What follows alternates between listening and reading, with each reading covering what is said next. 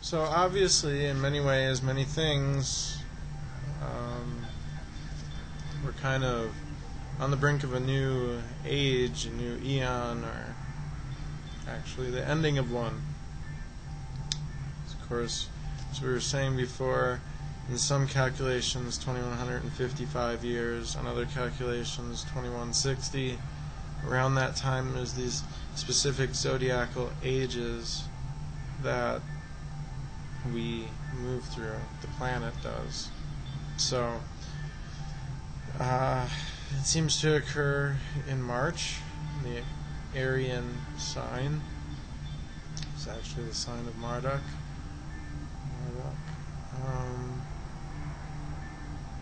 The Earth not only spins on its axis and orbits the Sun, but the axis never stays perfectly centered. It has its own precession, as it's called. Gyroscopic action. It's wobbly, slightly. This means that the axis actually rotates in a very small circle, and approximately every 25,860 years or so, it completes this cycle. Therefore, every 2,155 or 2,160 years, the North Pole of this axis moves, or has moved, clockwise 30 degrees. One degree every almost 72 years, which is equivalent to one zodiacal sign. This axis tilts, so is the equator, and the angle at which we observe the Sun entering the belt of the zodiac for the equinox. Every 2155, 2160 years, the Earth comes under the influence of the next astrological sign. This is the prevailing energy that will influence the world for that period. For example, from approximately 251 BC to 1904 AD, if we use the method of teachings of the winged disc, that's calendar, we find the Earth's axis is pointed to Pisces, and the properties of Pisces ruled institutions, other large entities, sacrifice, religious establishments, devotion, prominence of enemy groups, secret enemies, armies, so forth. In short, the Piscean Age saw the organization of a powerful cult called Christianity. Also, we saw other great institutions, from the endless devotion from the governments of Rome to business like General Electric. Man emulated the sacrificial Christ as a model for himself. Historians will find it interesting to take note of these periods, to see how historical events correlate to them by astrological signs.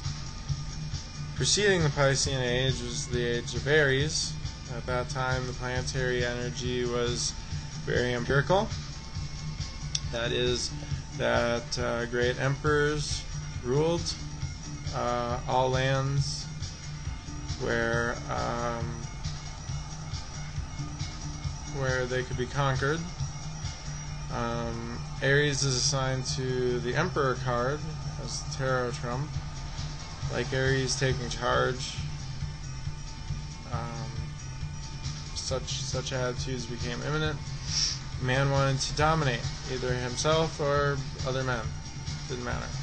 Learned to control his own life with the guidance of certain mystery traditions that emerged at that time.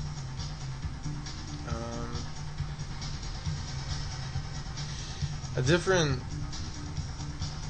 god traditionally is appointed to rule each age, and in the Egyptian system, the slain and sacrificed god Osiris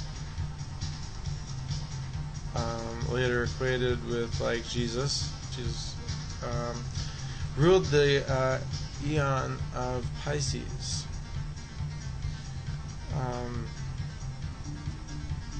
In our current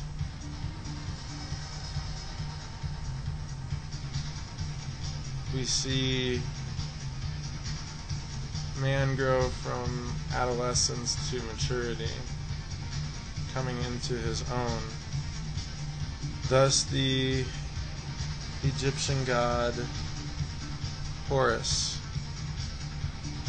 traditionally using that pantheon, becomes the crowned and conquering child,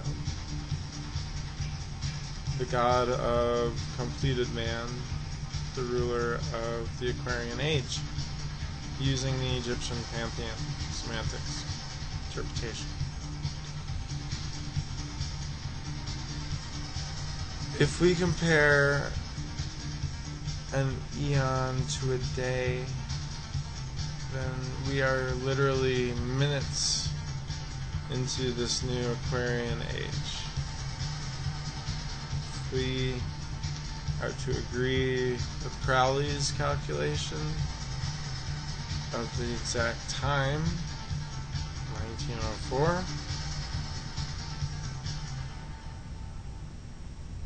then we're a little more than 100 years into it. But now is a essential time for man to adjust to this change of energy. The influence of Aquarius upon man is fruition, ingenuity, and the culmination of purpose, which is to say potential. Aquarius is the advancement of man as an individual, the removal of en masse movement. Thus, institutions, large corporations, governments, all will dissolve.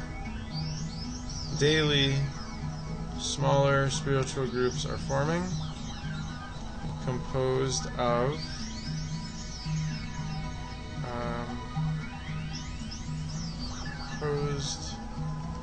individuals seeking enlightenment or ways to improve themselves.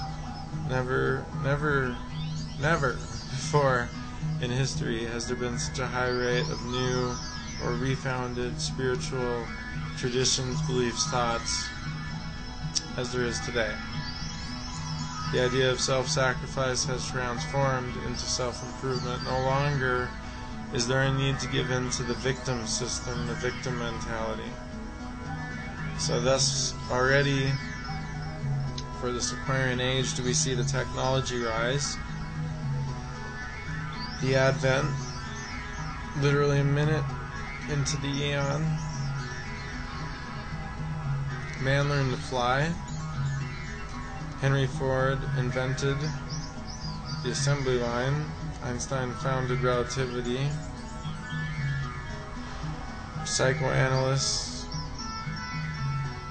communications, new planets, space exploration, life extension, the increase of intelligence. Indeed.